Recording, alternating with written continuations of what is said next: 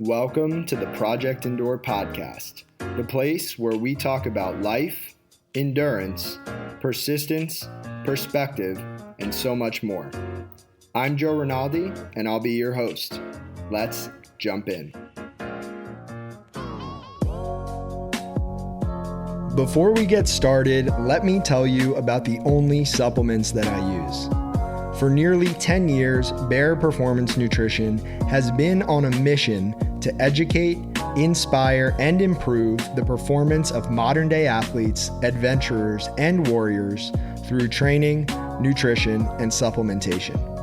With effective formulas that work as hard as you do and are third-party tested for prohibited substances, you can get results and reach your full potential with Bear Performance Nutrition.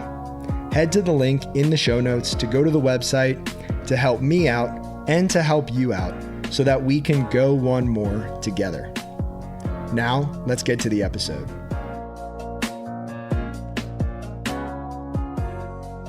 Are you ready? Let's do it. All right. Welcome back to the Project Endure podcast, episode 83. We have myself, Joe Rinaldi, and we have a very, very special guest down in Austin, Texas, Nick Bear. Nick, how are you? Joe, I'm good. Just knocked down a nice 5-mile run with the VPN team this morning and loving it. It's a great weekend. It is a great weekend. The energy here is unreal. It's really great to be back and see a lot of familiar faces and a lot of new faces. Everything's been growing so fast as of late. And I want to talk about the business a little bit, but before we get there, a lot has changed since the last time I sat down with you to talk. So to put it simply, who is Nick Bear?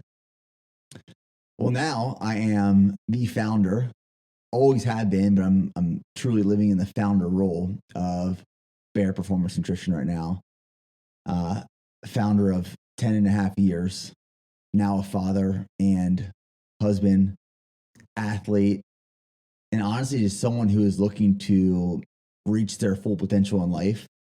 And I think now more than ever before, someone who is prioritizing happiness and fulfillment more in my life than other priorities in the past. What does happiness and fulfillment look like to you? Man, I'm still trying to figure that out, to be honest. From a fulfillment perspective, it's my work, my passions, my fitness, my health, my family, being a father, being a husband. Happiness, happiness is interesting because I think a lot of people, if you ask them, are you happy? A lot of people are going to say, yeah, I'm happy. Like life is good. Life is fine where it's at right now. But the more I think about happiness, the more I really ask myself, like, am I truly happy doing certain things? Am I happy in my marriage? Am I happy as a father now? Am I happy as an entrepreneur and business owner? I think we do need to prioritize happiness because I've just finished reading this great book that I recommend. It's From Strength to Strength by Arthur Brooks. And what's interesting in that book is he asks all these high-level achievers, entrepreneurs, business owners, world leaders, athletes, and he asks, are you happy? And through this study, he finds a lot of them are not happy because they would rather spend their life being special or known as special as opposed to happy. So what is happiness? I think it's pretty subjective. There's no objective measure of happy, at least that I know of. And it's something that we're constantly working towards, at least I am, of like this happiness in life. I think a lot of the times we think that we don't deserve to have happiness or fulfillment.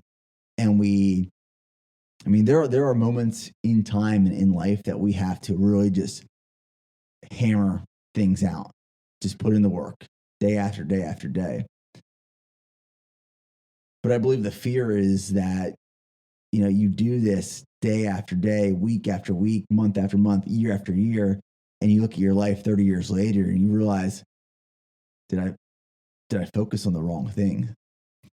So I think fulfillment and happiness are both things that we're constantly working towards and on, but there has to be a level of awareness that you're actually working towards it.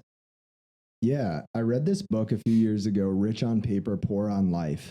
And it's a collection of stories. One of the stories is about this woman who every morning would go out to her backyard. She ran a small business. She had a tree house. She would bring her coffee out to her backyard in the tree house and work. And the business started doing well. Someone encouraged her to go find an office space, to hire employees. So she did that. And she ended up with this big company making a lot of money, a lot of people, 45-minute commute. And one day she sat down at her desk when she got to the office and she realized her coffee was cold. And she realized in that moment that she missed just walking out to her backyard in the treehouse and drinking her warm coffee and doing her thing. And it was an interesting story to show that sometimes the things we think we want, the bigger, the better, the more, is not actually what we want when it comes to happiness and fulfillment. And it's interesting because you built this thing that is getting really, really big. Like, I mean, when you started this 10 years ago, it was pretty much just you and Preston shipping a few boxes, maybe a week or a month out of your home. And now you've got all these employees, this facility. It's really amazing. Do you see yourself doing what you're doing now on the trajectory you're going with the business for a long time to come? Or is there a pivot down the road? I see myself doing this, being BPN, for my entire life. At what capacity? I don't really know. I mean, in the last couple months, I've had some massive life transitions. One of those, my daughter was born. She just turned 7 months old. And I stepped down from the CEO of BPN, and Kat Thomas is now our CEO. I always will be a part and will help grow BPN. Like, BPN is my life. Spent the last decade building this thing because I truly believe in everything that it is and stands for. But at what capacity, it's hard to say.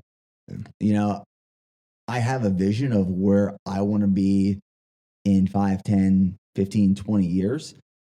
But I don't necessarily have a game plan of what exactly that looks like, because things change on a daily, annual basis, right? So I don't know exactly what the future looks like, but I know at some capacity I will always be involved in this brand, because, you know, I talked about yesterday with the BPN ambassadors. When I first got started, one of my biggest mistakes was I didn't understand or appreciate potential. I didn't know what full potential looked like. So in the beginning, in 2012, I limited and I capped that potential of what I thought I could achieve. And you get to a point where you realize, well, your potential is wherever you set it. The sky is the limit, truly. Once you get a few wins and you build some confidence, I mean, you can take it wherever you want. And I can confidently say that BPN is just scratching the surface. I mean, if we're being like extremely honest and realistic, only in the last 2 years, maybe even 18 months, have we really built out an actual C-suite of executives on the team. And bringing on experience and talent and leadership and, you know, really building robust systems and operations in a business.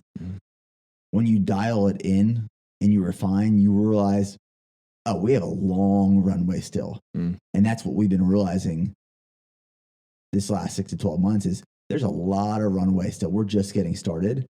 So it's just putting the right people in place and having the humility to realize you might not be that person who's going to take it from step 2 to step 3 and step 3 to step 4.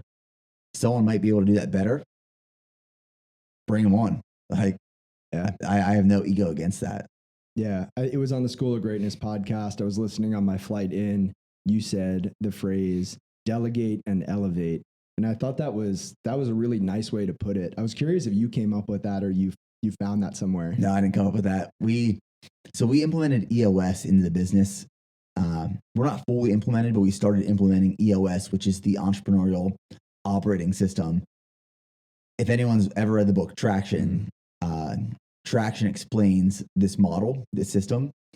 And within EOS, that is just, it's part of that learning in that system is you delegate and elevate, delegate and elevate. As leaders in a business and as you move up in an organization, if you're trying to constantly do everything, you're not just holding yourself back, but you're holding everyone else back. So, there were multiple times when I was CEO in the business where I was trying to do too much.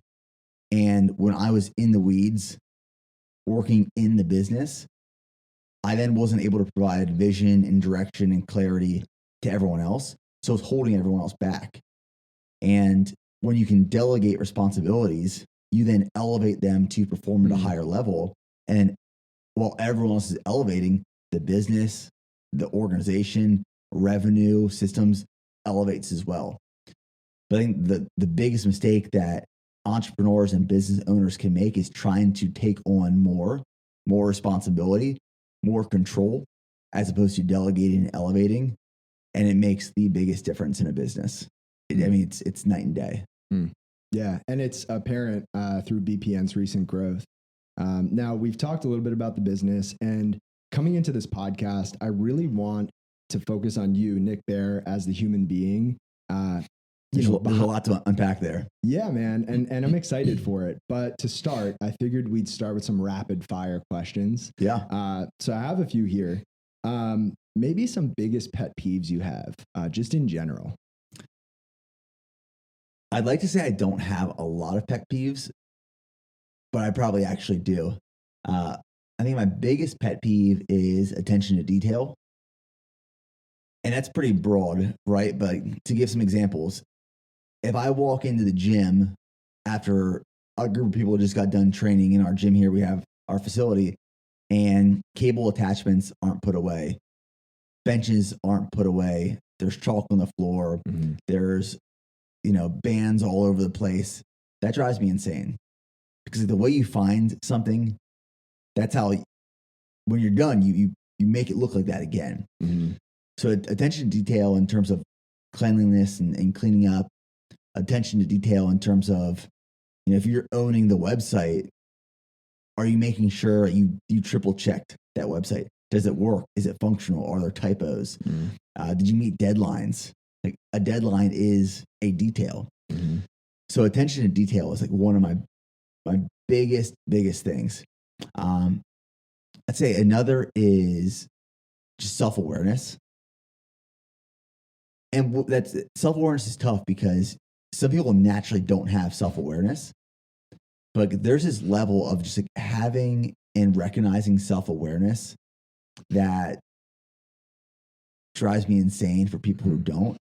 I could go on and on. I'll say the last that I'm going to share is communication techniques, where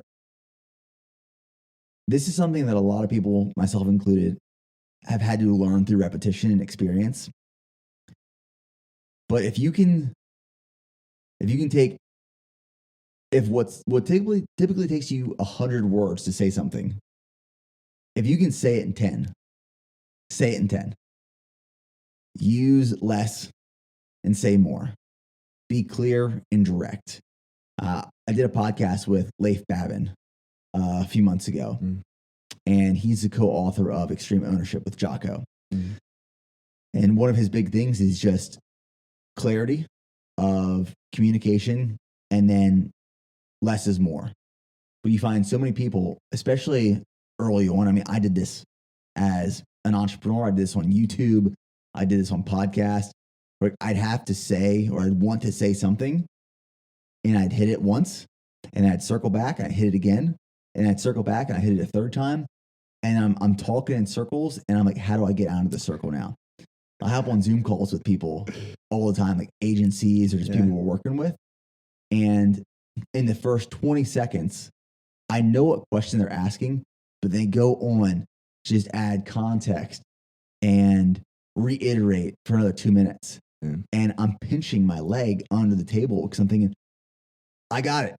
I know where you're going with this. Just stop. So that's my third pet peeve that I'd share. Yeah. On that last one, I don't know. Have you ever watched The Office? Oh yeah. Kevin Malone, if I'm going to quote him directly here. Why say many word when few word do trick? Right? Just to the point. Yeah. And then to your first point, I'm a big shopping cart guy. My wife, if she's listening to this, I hope she is, she'll roll her eyes because every time we're at a grocery store parking lot, I'm the guy who's going out of his way to put the shopping carts back that other people left out of the corral. Oh, that drives me insane. Mm-hmm.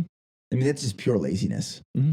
right? And when I see that happen, you know, it's really easy to lose faith in humanity by seeing these small things not done correctly. Mm-hmm. And through watching that and experiencing that and losing faith in humanity, it's really easy to think everyone's lazy, right? Like, how do I even fix this? Mm-hmm. But I think it's podcasts like this, it's exposing, it's talking about, it's building these habits.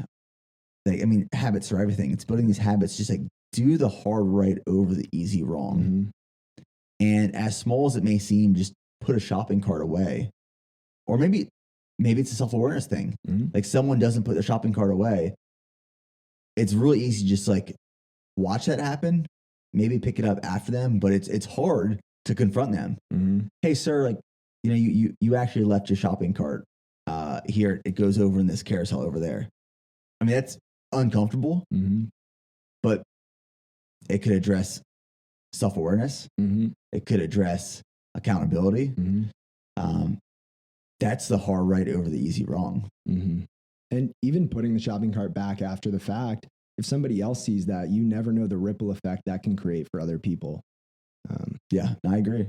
So next question, more on the lighthearted side. I asked this to Preston yesterday, so I'm curious what you'll say. Wrestling match. You, Preston, open space. Who wins? Preston. Okay. Easily. I mean, my brother, he's like the athlete. It's funny because I'm 3 years older, and I obviously started playing sports before him. Mm. I was an okay athlete in high school. I wasn't a stud. I knew I wasn't going to go play college. Definitely wasn't playing the pros. And Preston then started playing sports, 3 years after I started playing sports, pretty much. Mm-hmm. Stud. Like, in our hometown, he was known as the football player, the baseball player, the athlete. It was well known. I mean, there was a cheeseburger at a restaurant in our hometown named after Preston because of how good he was at football. And like, we've gotten in wrestling matches before, and he takes me to the ground every time. I mean, literally, it was a few weeks ago. It was in front of the entire BPN staff.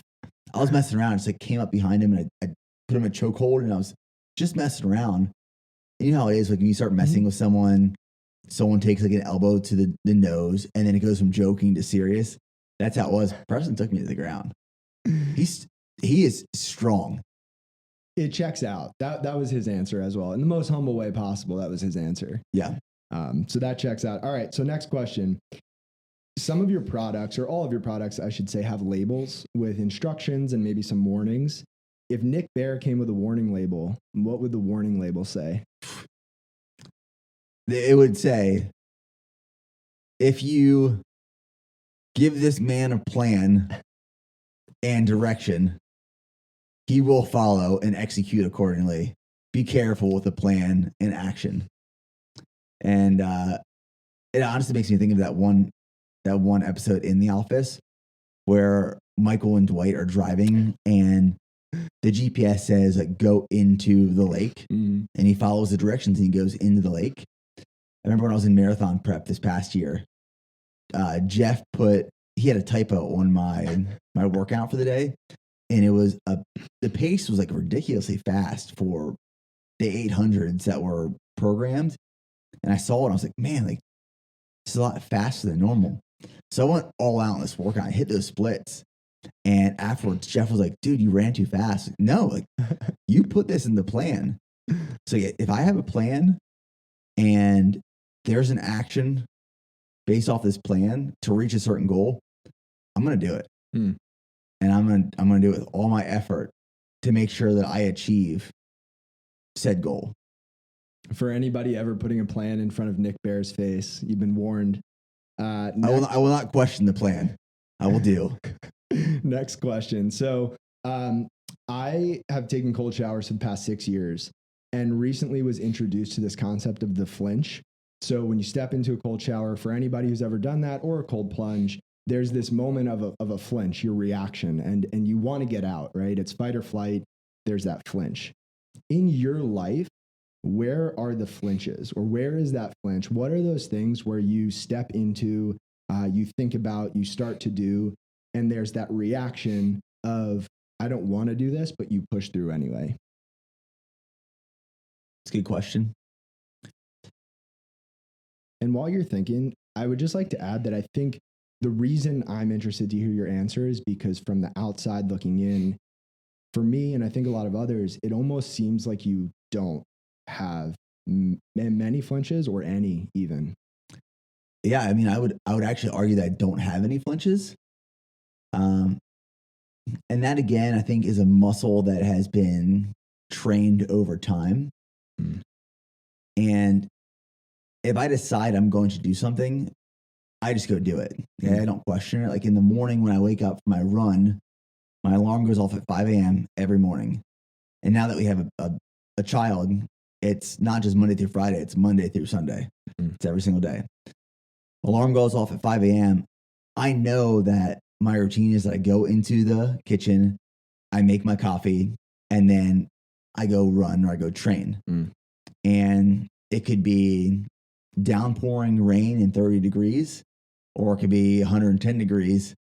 I'm going to go do that regardless. And there's never, unless I'm hurt or sick or injured, there's never a flinch. It's just, I know I'm going to do it regardless if I want to or not. There's a lot of mornings where I'm like, I don't feel like doing this, but I still do it. There's not a flinch.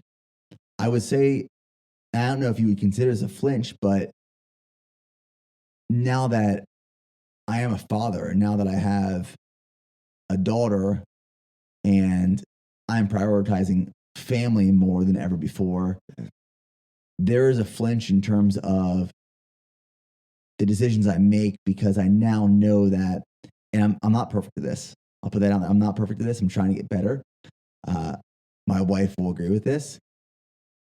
But before Charlie was born, and even when I was like just married, if there was something I wanted to do, I was going to do it. If I wanted to train for an Ironman, I'm training for an Ironman. And I'd say, Steph, I'm sorry, but like, I'm doing this for the next 4 months. There was never a conversation. I was really bad at that early on. I'm trying to get better, but I'm still not perfect.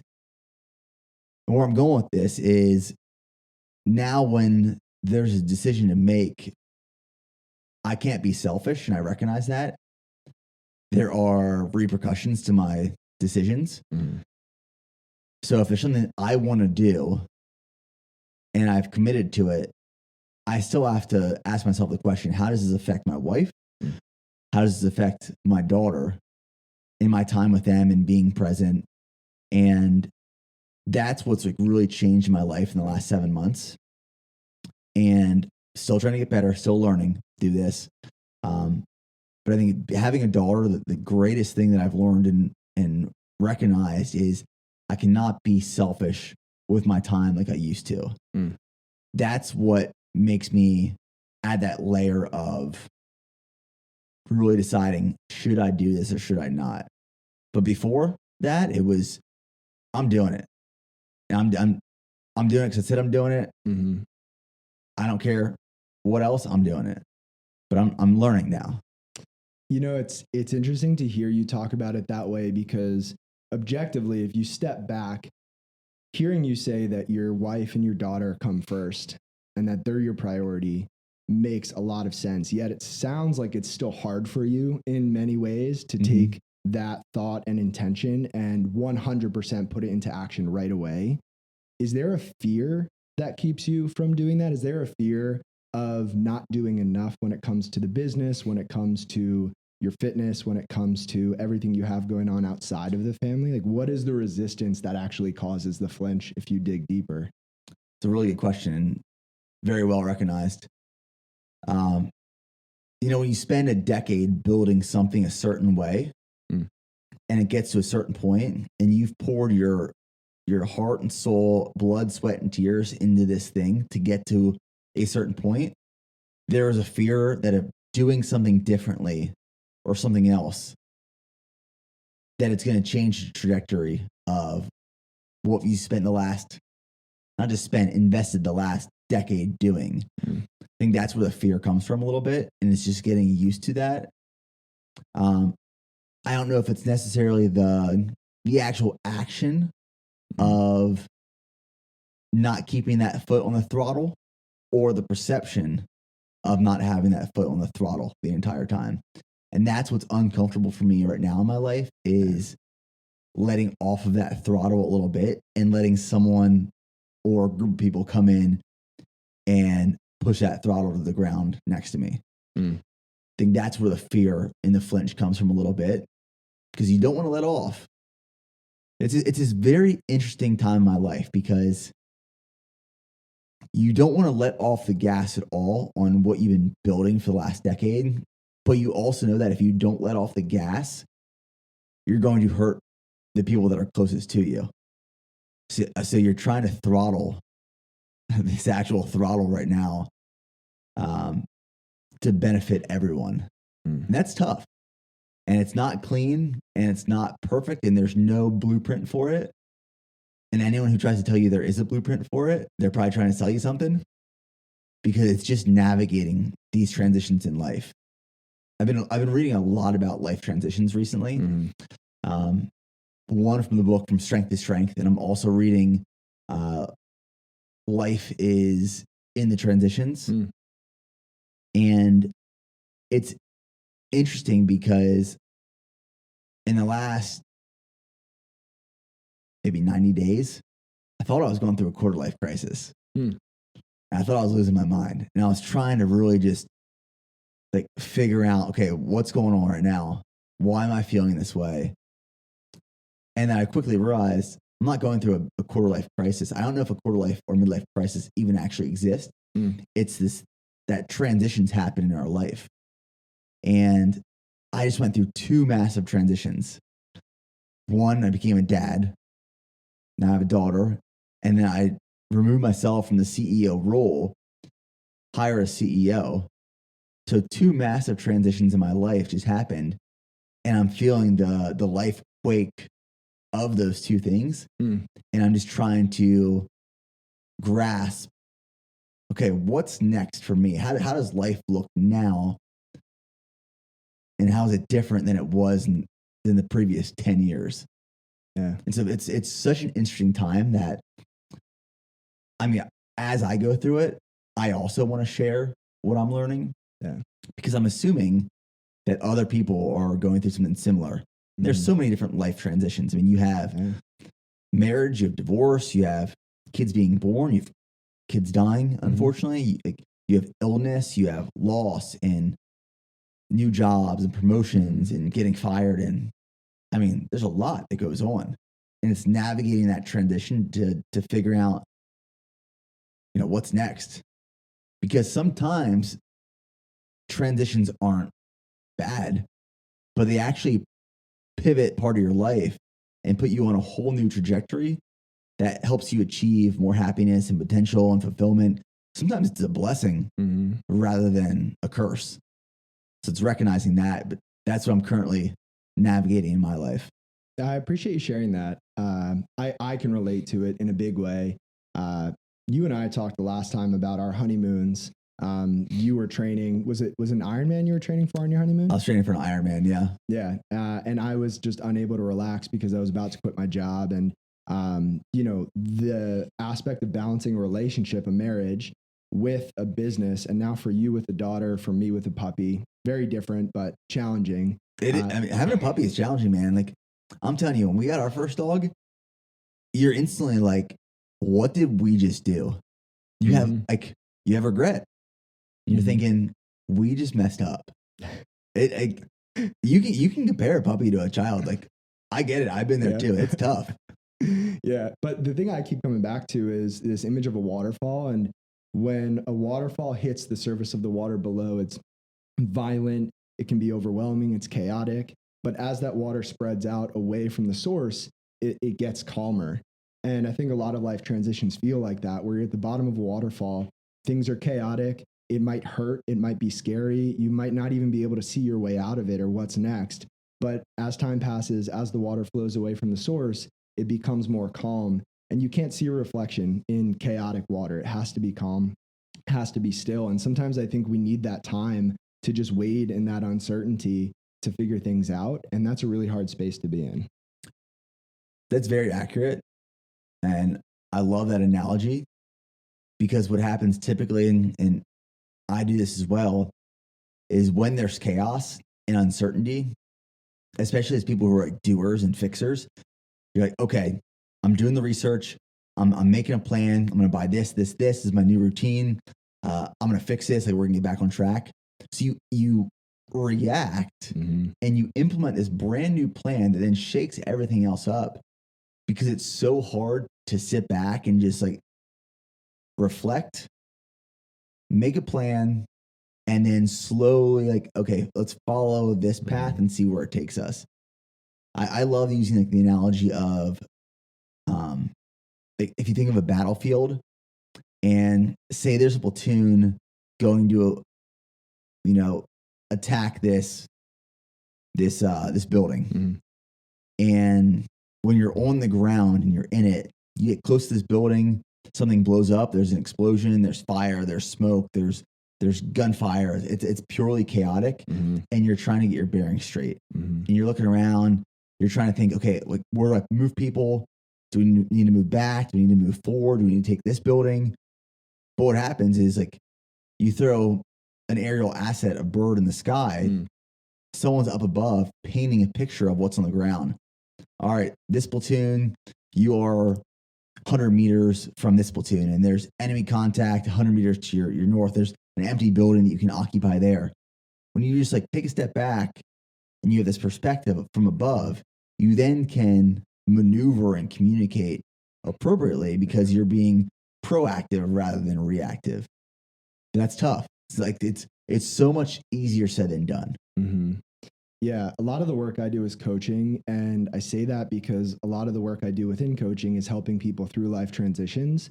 And one of my favorite quotes from Les Brown is, "You can't see the picture when you're in the frame." And to be honest, a lot of what I do is helping people see the picture from outside of their own frame. And it's really not anything I'm doing. It's listening, it's sharing back to the person what I'm hearing from their life and giving them space to reflect and reassess. And it's so powerful.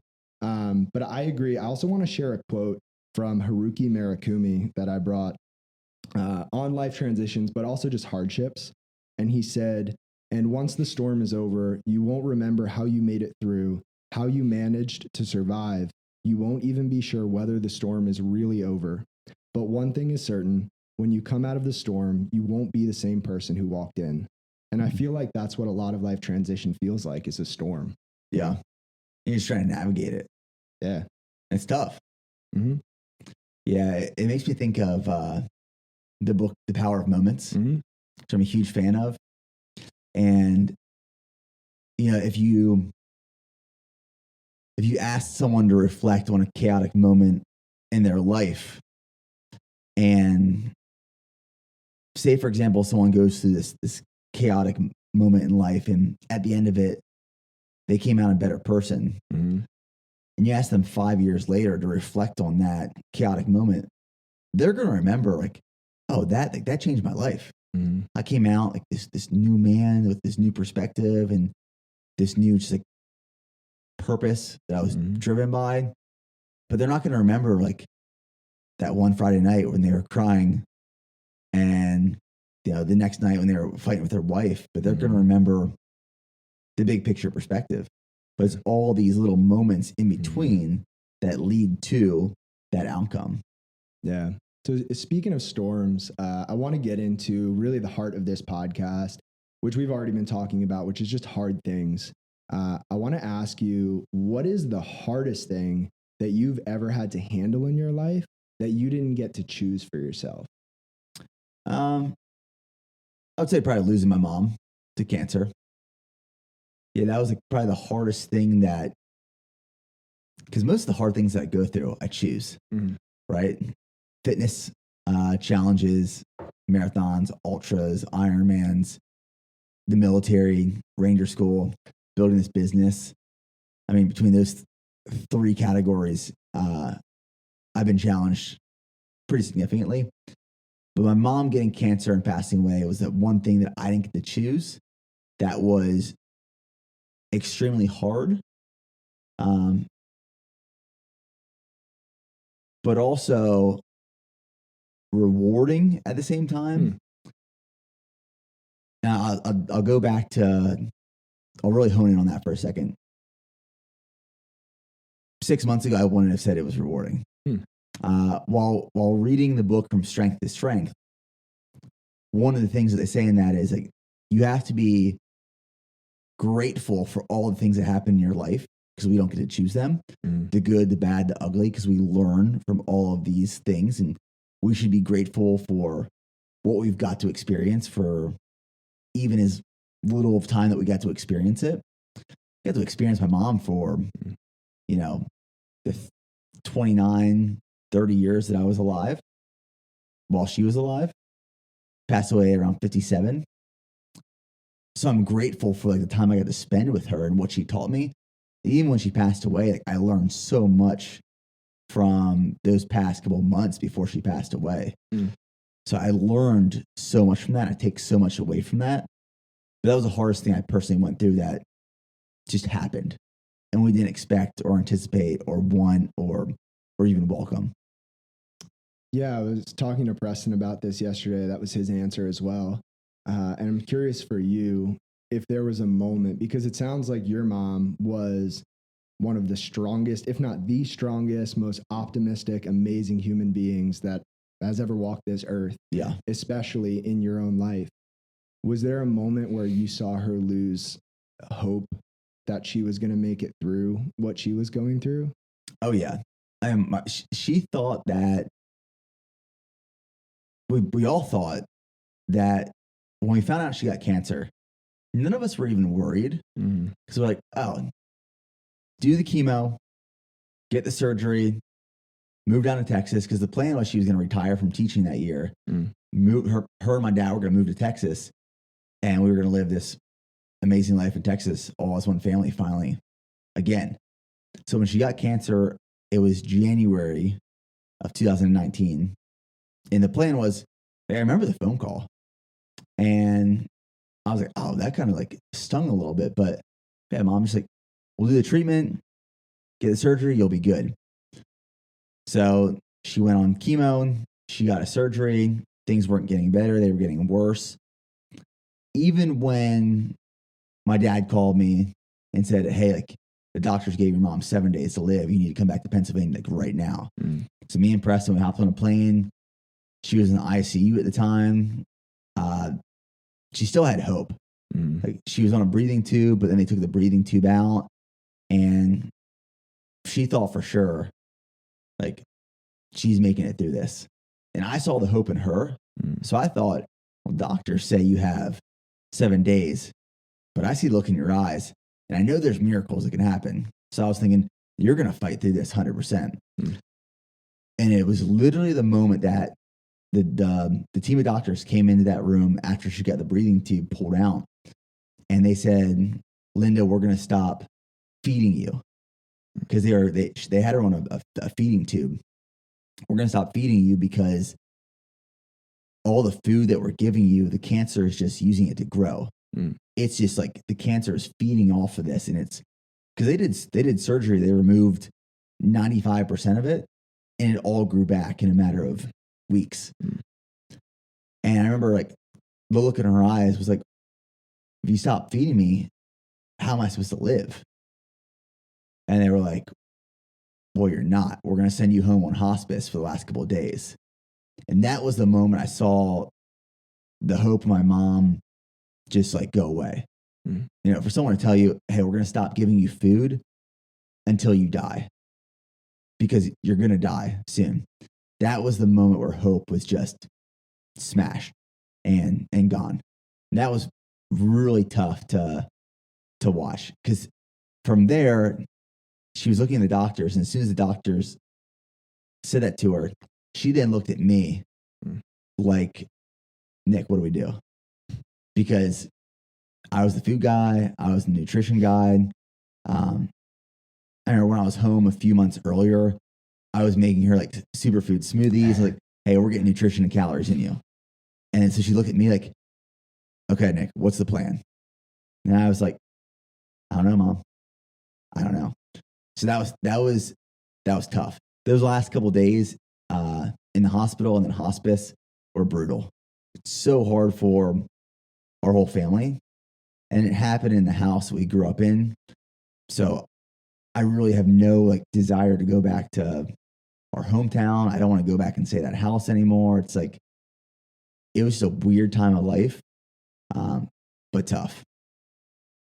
Was there anything that your mom wanted you to know in those last couple of days, knowing that she wasn't going to be around to watch the rest of your life unfold here on earth? I'm sure she's looking down on you. Is there anything she wanted you to know and carry on with that she told you? Yeah, she said, if you ever want to see me again, you have to believe in God. And then she gave me this Bible, and in the Bible it said, teach your children to love the Lord. And that's what she passed on to us. My dog, unfortunately, got a hold of this Bible and chewed it up. So like only half this Bible is left. Freaking dog. But that was the one message that she left with us. So me and my wife, we weren't married at the time, but we were planning on getting married months away from then. So we did a small ceremony in the living room. I think it was like 2 days or a day before she passed. So my mom got to see us get officially or unofficially married. But she was there for that, and it was great. And I think that was really hard for her at the time. It's hard for all of us, but that's when, after me and Steph got married in that room next to her, she kind of looked at us and said, man, I'm really going to miss you guys. So like seeing and hearing that and realizing, okay, she's not going to be a part of our life after this was tough. And now that we have a daughter and she would have been a grandma, I think that's even harder. If there was anything that you could tell your mom now and just like share with her and she was listening, what would you want to tell her? She did a great job. She did a great job as a mom. She's extremely missed. I mean, when I go on my runs in the morning, thinking about my mom a lot, there's moments where like, I'm running. You know, running for me provides so many highs, but I'll run and I'll listen to worship music sometimes. And that's where I literally feel like my mom's like right next to me. I'll get choked up on runs. Like I'll start bawling, crying on runs because I'm on this running high. I have this worship music. I feel like my mom's right there with me. And part of me gets angry because I'm like, you know, this isn't fair that she was taken. But then I think about how great of a mom she was and the impact she left on my life and so many other people's lives. But she was a great mom. And I just feel bad that she's missing out on this chapter of life. Because this chapter of life is great. And she's just not here to experience it. Yeah. I mean, it sounds like, well, one, I appreciate you sharing that. I can't imagine it's easy to think about or talk about. Two, it sounds like you do have a faith that was influenced by your mom. And I'm curious for you how you reconcile that anger of not having her here with the concept of a God who's good and who she's with now. Yeah, I mean, I can't be mad at God, right? Like, life is life, and bad things happen, and sometimes bad things happen to teach us what's truly valuable in life. And I know it's probably easy for a lot of people to blame God for bad things that happen to them, but there are worse things that happen to a lot of other people. And I'm grateful and fortunate to have been raised in a good home with good parents in in the United States with safety and security and live the life that I've lived. I'm extremely grateful for that because a lot of people can't say the same thing. But losing my mom was tough. I've never blamed God for that. That has actually made my faith stronger. It never made my faith weaker. Mm. But it has put in perspective of what's important and what to value and how quickly you can lose it. So you need to appreciate it. Yeah. Yeah. That's well said. We'll move on to the next question. You alluded to this. You've done some really hard things in your time. Last time I was here, I mentioned the Man in the Arena quote from Theodore Roosevelt. It was too long to look up and to read at that time, but I have it here. So I'm going to read it. Give me about a minute, and then I'll ask you the question. It goes, "It is not the critic who counts, not the man who points out how the strong man stumbles or where the doer of deeds could have done them better.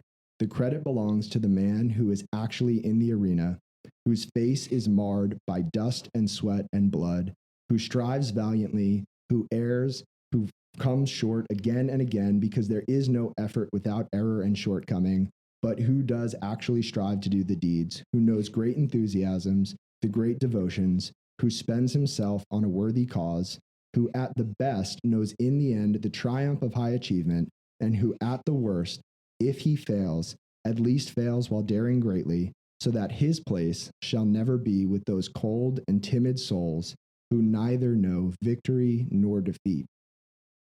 You've stepped into the arena so many times in so many different ways, in so many different areas of your life, over and over and over again.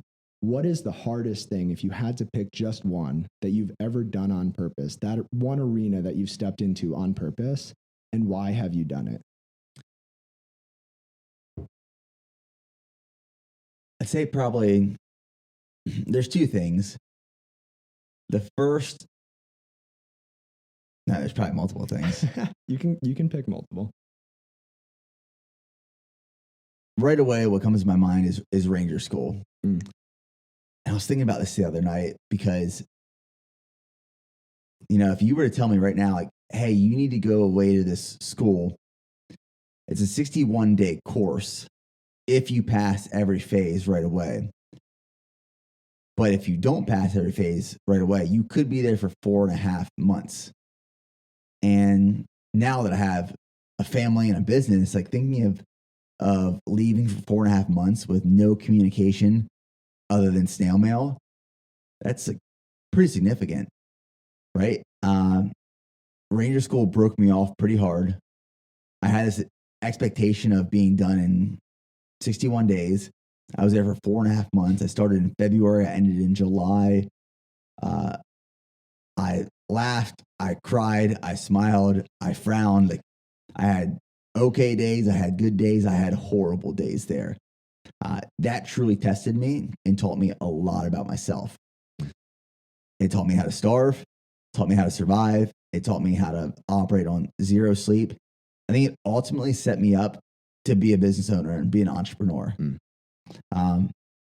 There's been these moments in my life, and I now am able to reflect on it during this bodybuilding prep that I'm in right now. Someone asked me this past week, how's this bodybuilding prep going? My answer was, it's pretty easy. And I remember I did my first bodybuilding prep when I was in college before Ranger School, and it was brutal. It was challenging. I was so hungry all the time. I was tired. I was fatigued. I was irritable. And what's different now as opposed to then is, that was 2012. Now it's 2023. There's been about 10, 11 years in between. I've done a lot of suffering in those 10 to 11 years. And I've embraced suffering through Ranger School, through losing my mom, through Ironman preps, ultra preps, running 100 miles in the Rocky Mountains of Leadville, Colorado, dieting, being a new father, being a husband, building a business, getting my ass kicked. Like I've suffered a lot. Mm. So this bodybuilding prep now, after suffering for 10 and 11 years, it's like, what's a little less food and a little bit more tired and hungry. I ain't too worried about it. Mm. So all these hard things that I've done have taught me how to embrace suffering. Mm. And it just becomes another thing, another day. You almost become desensitized to the hard things and the suffering. And I think that's why people get addicted to doing bigger and harder and more challenging, is because you want to be pushed. And you don't necessarily want to be pushed because you're thinking, well, in 10 years, I want to be harder and I want to be desensitized. But there's this dopamine rush when you suffer and you're challenged and there's hurt. And kind of just like the byproduct of that is you become efficient at the suffering over a longer period of time. And I think at this point in my life, I've just become pretty efficient at suffering and embracing discomfort.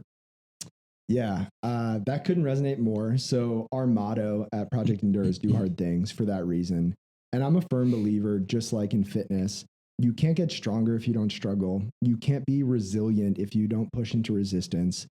Adversity presents opportunities. And as Tony Ray has said on the podcast, comfort is a slow death.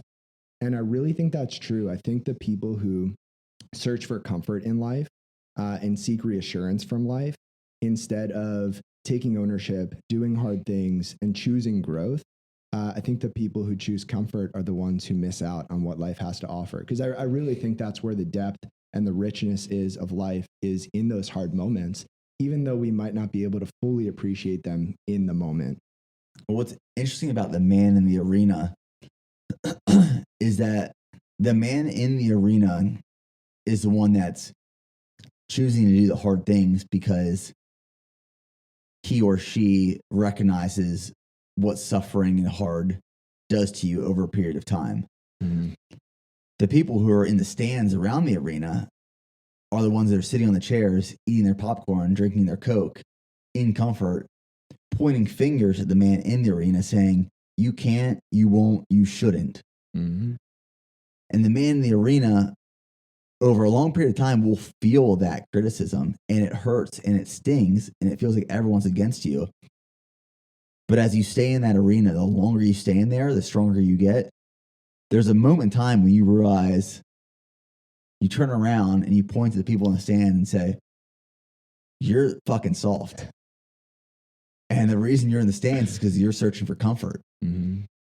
And there's a reason you're in the stands and you're not in the arena. And you're going to stay in the stands and you're never going to walk in the arena because you don't want to hurt, you don't want to suffer, you don't want to grow. Mm. So part of being in the arena is, yes, pushing yourself and doing hard things, but it's also feeling the criticism of the comfort who's pointing fingers at you, saying you won't, you shouldn't, don't. Mm.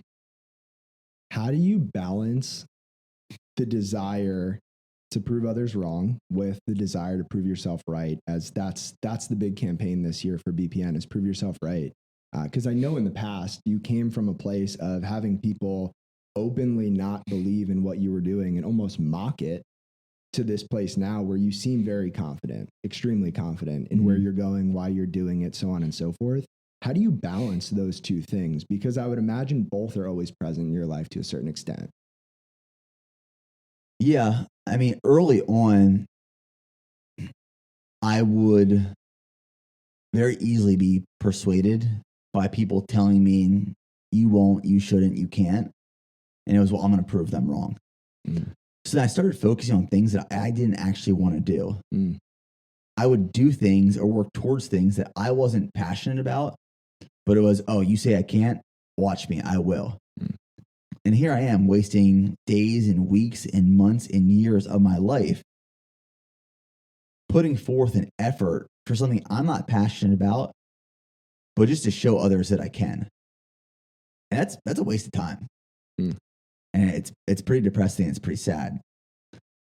And what I quickly realized was, in parts of my life that I was passionate about and I actually enjoyed and wanted to do, when I put effort into that and like pure, joyful, engaged passion into that, the result was always 10x as opposed to when I was doing things for other people. And it just became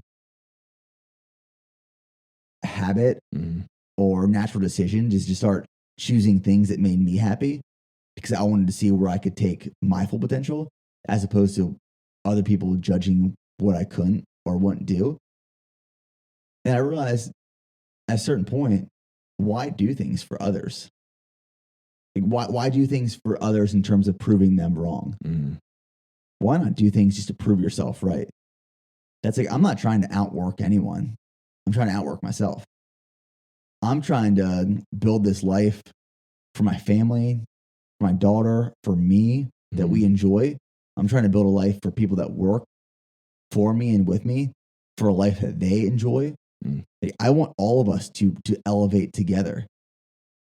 But for the people who don't believe in me or us or BPN or what we're doing, if you don't believe in what we're doing or you don't want to support or you want to hate and criticize, that's okay. You're entitled to that opinion, but I'm not going to help you elevate your life through this process. But if you want to hop on board with us, I welcome you.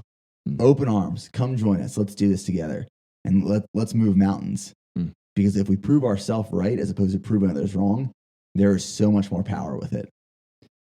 I think what you just said is so important and so rare because so many people are caught up in what they think they should be doing that they miss out on what they could be doing. And you alluded to this, but our full potential is only accessible when we're fully authentic. That's it. There's one Nick Bear, and the world will never know what Nick Bear can do. Nick Bear's full potential if Nick Bear doesn't choose for himself how he's going to move forward with intention. Same with Joe Rinaldi, same with everybody listening to this podcast. But it's really hard to make those choices from the inside out and not the outside in.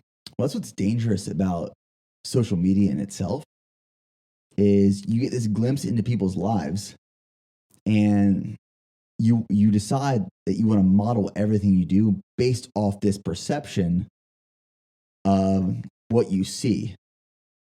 You start dressing that way. You start training this way. You start talking this way. You start building a business a certain way to model off of something that you think will provide you happiness. But if you show up as your true, authentic self and really invest in like what you're passionate about and who you want to be and where you want to be, that is fulfillment. That is fulfillment. But people are chasing the wrong things. I've been there. I've chased the wrong things before, and it's led me to dead ends every single time. I mean, I've grown up a lot over the last 10 years. And what's crazy is I've documented the last 10 years of my life. So if you go back and watch all of that, you probably see these moments where I was confused about where I was supposed to go or who I was supposed to be or what I was trying to do.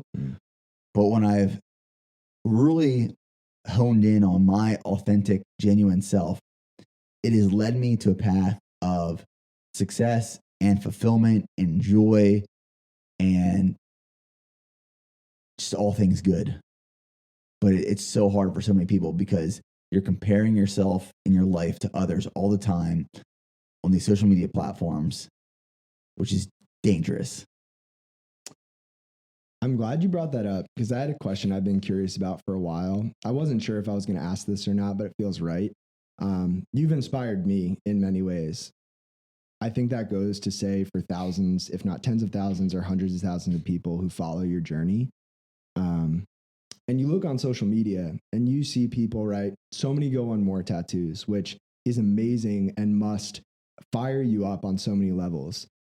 People training as hybrid athletes, people starting businesses, people dressing like you, people posting like you, people trying to talk like you. Do you ever look at that and wish that people would be inspired, but also maybe be more of themselves and less of you? 100%. 100%. I love seeing all the go on more tattoos. I love seeing that. I love seeing Go in More gear and it changing people's lives, and this company and this mindset and this mission making an impact that it has. I love seeing that. I want to see more of that. I want to see 100x of that. But what I would love to see less of is, when I make a post or I say something, there's a lot behind that. I could say 100 words, but there were 100,000 thoughts before those 100 words were said. Mm. And there's things that I've experienced in my life, or things that I've thought about I want to run, things that I've struggled with that have led to this thing that I might say. It's not everything that I say, obviously, but there's these quotes that come out sometimes that are really powerful to me. And then people will try to just reuse these things and turn it into something without the context or the understanding of the weight that these words were intended to hold and mean. Mm. So what I would love to see happen in the future is it goes back to people being genuine and authentic. When you say things, really think about the meaning of those words, because words are powerful and they hold weight and they hold meaning. And what I love about the thought of someone's life is that no one's life is the same. We go through different experiences and traumas and hardships and successes, and we were raised different ways, and our minds think different ways. We have different perspectives, which is great and amazing, and we have different opinions. Mm. But when we say something, those words, as much goes on in your head, when it comes out verbally out of your mouth, those words carry so much weight. Mm-hmm. So be intentional with those words that you say, because people will take that and they'll run with it. Mm-hmm. And that's why I am very careful with what I say now, because I know people will take those words and run with it, and I want them to run with it in the best way possible. Mm-hmm. And I try to provide as much context around some of the words that I say now, because mm-hmm. I want people to understand why, how, when to use them. Mm. But yeah, I would hope, if there's one thing that I could really instill in people, it's be more authentic, be more genuine, be more you. Because the world needs more of you. They don't need more of me necessarily, but be more you. You'll be happier, you'll be more fulfilled, and people will really believe and see who you are. Yeah, that's my biggest thing.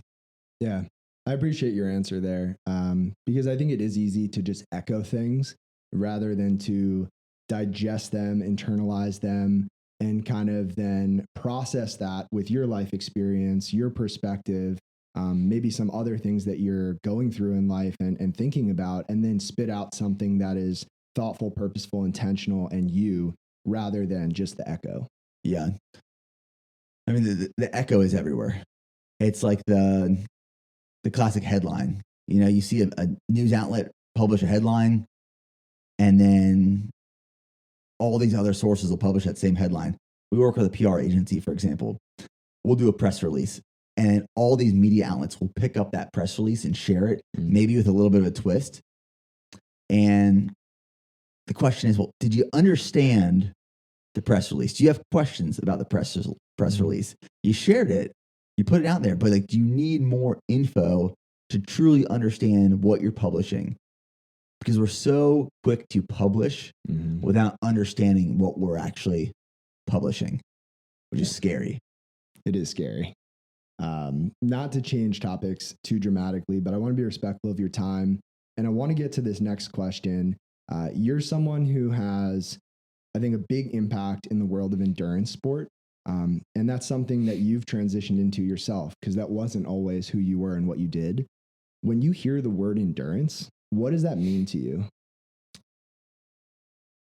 Endurance for me is, you can apply it to running or triathlon, but it means the same thing to life, where when you build more endurance, the goal is to hold a faster pace for a longer period of time, duration and intensity.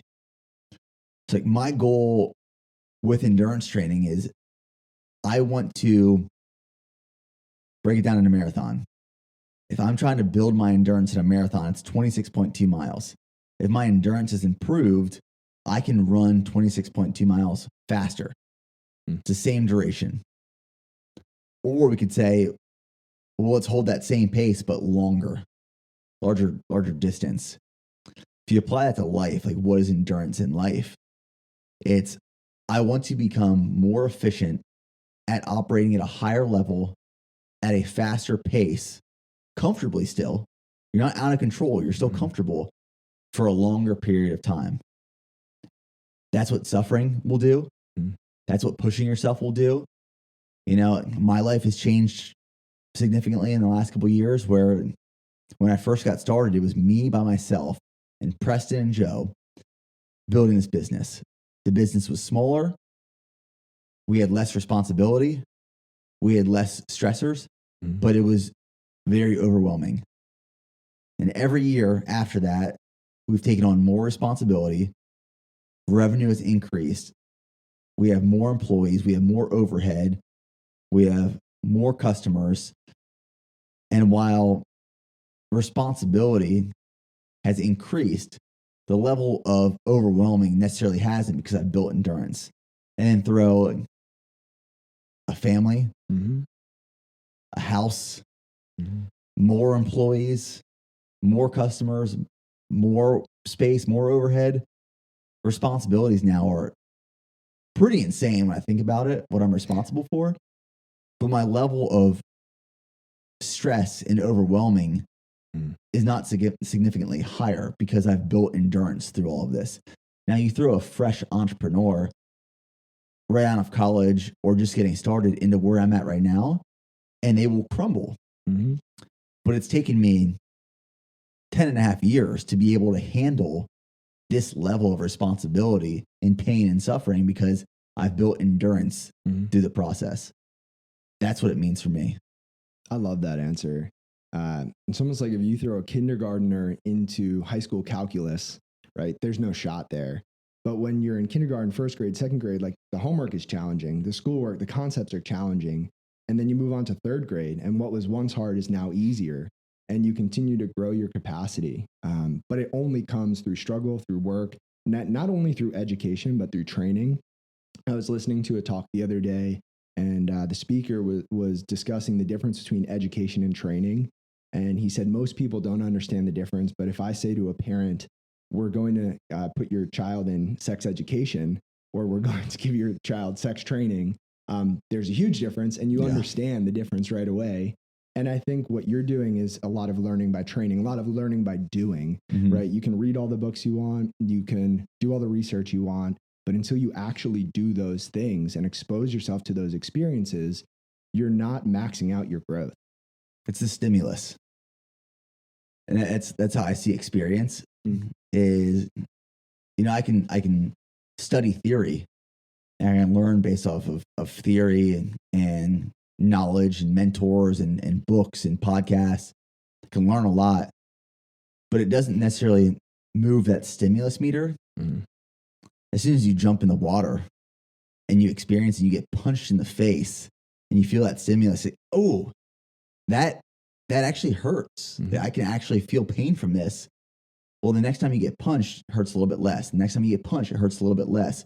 And that stimulus, the more it's applied, the less it hurts, or the less it affects you.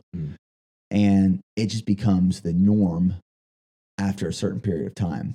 That's growth. Like stimulus is required for growth. Yeah. Struggle is the stimulus for strength. Yep.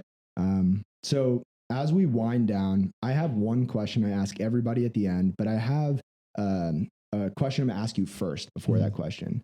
So you have your daughter, Charlie, and let's fast forward. I'm sure this is every dad's, it's uncomfortable to think about in some way, but you fast forward, she brings home her first boyfriend to meet you, right? And you can sit down with this guy and you can give him any life advice you want. And you essentially can talk to him and help him try to become the man you want for your daughter. the type of stand-up guy that you want her to be with. There are so many people listening to this podcast, to your content, etc.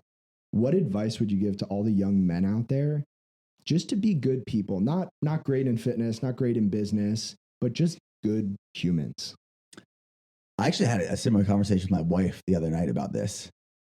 And I think you have to treat your family like you treat a business. And let me like provide context into that.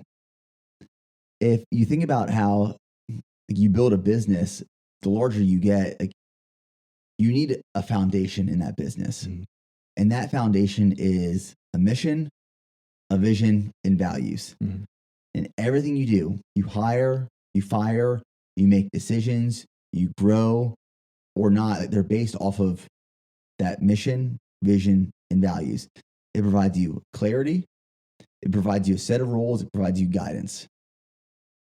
I think you need that same thing in a relationship. You need that same thing for yourself. Because if you don't have those things, like how are you making decisions? Is it based off your gut? You know, like what is your personal mission, vision, and values? What is your family mission, vision, and values? And Steph and I were talking about this, like, you know, faith has to be one of our values.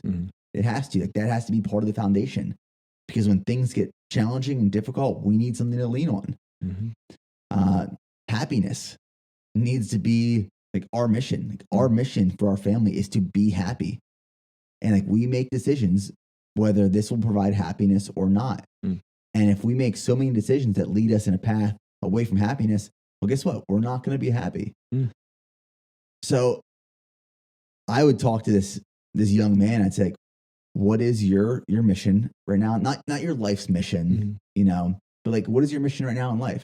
Like, are you trying to get into a certain college? Are you trying to start a certain business? Is it a certain career that you want to work towards? You know, short-term mission. What is your vision where you want to be years down the road? And what are your values? Like, what do you value in life? Do you value family? Do you value faith? Do you value friendships and relationships? Do you value happiness? What is it that you value? Because if you just value video games and working out and nothing else, I can guarantee you my daughter is not going to be a priority in your life, because you're not going to make her a priority in your life. So those are the things that like I would ask, and those are the things that I would really implement into my life as a young man growing up, because it will guide you in a great direction. Yeah, that's a great answer. You know, it'll be interesting to see if you ever have that conversation someday and how that goes. But I have this image of a sailboat. I've never been on a sailboat. I have no idea how they work, but I would imagine that if you just placed a sailboat in the middle of a body of water, right, the wind is blowing in every other direction. It constantly changes, and you have to be able to know where to set your sails, because depending on the orientation, the direction of your sails is where the boat is going to move when the wind blows. And it sounds like that's what you're talking about, is how do you set your mission, your vision, and your values so that your sails are set, so that no matter what way life blows the winds, you're still on track for where you want to be, and you're intentional and authentic in where you want to go. And I love that. And you're not trying to control everything that happens, but yes, you just set the direction. Yeah. So last question, people listening to this podcast are all over the place in different seasons of life, going through different things. But the one thing that I believe to be true is that everybody's struggling with something. Some of them are big, some of them are small, some of them are new, some of them are old. Everybody's struggling with something. If you could speak right now to everybody listening, you're in their ears and they're going through something, what would you say? I think people will try to escape the struggle. And I think of the movie Click all the time with Adam Sandler, where it's like he wants to escape the struggle to get to where the grass is greener. And I think we all in our lives, like, I just need to get to this next chapter. Once I get to this next chapter, things will be better. Then you get to that chapter and you think, well, this chapter is good, but this next chapter is going to be great. I'm going to make more money. I'm going to have a better life. I'm going to be more fit. Let's just get to that chapter. So, you know, in Click, he fast forwards through all these phases. and he misses his entire life because he was trying to get to the certain point. And trust me, I do the same thing. If I had that remote, I'd probably be 30 years from now too. I'm trying to fix this myself. And we're constantly looking to get out of the struggle because we think the next chapter doesn't have the struggle. But I bet you it does. In this book I'm reading right now about transitions, it talks about how every 12 to 18 months we go through a pretty significant life transition. And there's about 52 possible transitions that we could experience, big or small.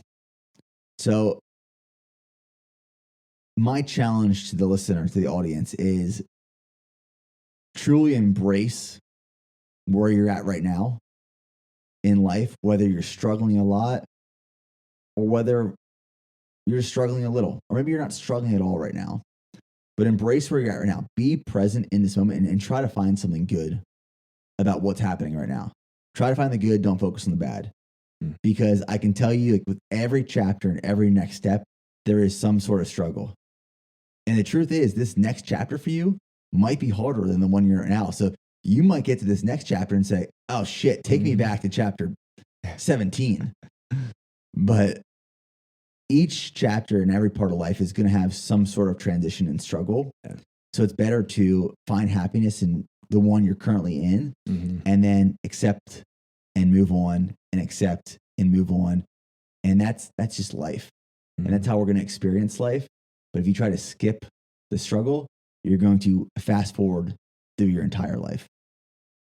Yeah, I mean, there's not much to add there. I will just say, I think I'm guilty of looking for happiness up ahead and missing out on the truth that the only place you can truly be happy is actually right now, because that's all you have. So I'm working on being where my feet are and trusting that I have everything I need right now. So that was really timely, and I appreciate that. I mean, the things that I'm saying in this podcast as well, I'm talking to myself in this podcast too. Like, you know, I think sometimes people see the things that I post on social media and they think, this guy's got it all figured out. I don't. I'm navigating these parts of life, and the things that I'm talking about, I'm reinforcing into my own mind of, this is what I need to focus on. This is what I need to embrace. And I don't know if it ever gets necessarily easier or better, but we learn how to adapt, and we learn how to deal with, and we become more aware of what we're going with and how to handle it. Yeah, I agree with that. Well, Nick, I appreciate this a lot. I know the people listening really appreciate it. If people want to follow your journey, follow Bare Performance Nutrition, learn more about everything going on, where should they do that? Yeah, so the supplements is bpnsups.com or bareperformancenutrition.com. On Instagram, I'm Nick Bare Fitness, Bare. And then on YouTube, you just type in Nick Bare. I have over 800 videos now documenting the last decade of my life. You get to see the good, bad, the ugly, the wins, the losses, everything. So those are the big platforms right now. Are there any plans for when you hit 1 million YouTube subscribers? Because that's not too far off, right? It's not too far off. We're about 100,000 away on YouTube. There's no plan. We might cut a cake and then that's about it. But I mean, my goal when I first started doing YouTube was, I said, if I could ever hit 100,000 subscribers, that's the goal. That's the big ultimate goal. And then you get to that one, and you're like, okay, the next is 2 and then 3. And, we never really have gotten caught up in the numbers, but we get caught up in creating good content, and we focused on creating good content, and the numbers have kind of just come with that. Yeah. Well, I mean, keep doing what you're doing, because it's impacting a lot of people and changing lives. And just thank you again for this podcast, and we'll have to do it again sometime. Thanks, Joe. Appreciate you. Thanks, Nick. If you enjoyed this episode of the Project Indoor podcast, go ahead and subscribe, leave a review on your platform of choice, and share this episode with a friend. It helps us get more conversations like this out to more people like you. We appreciate you, and we'll talk to you next time. And one more thing. If you're looking for a community of people all striving to be better together, check out the Project Endure Hard Things Club. The link is in the description below. We'd love to have you.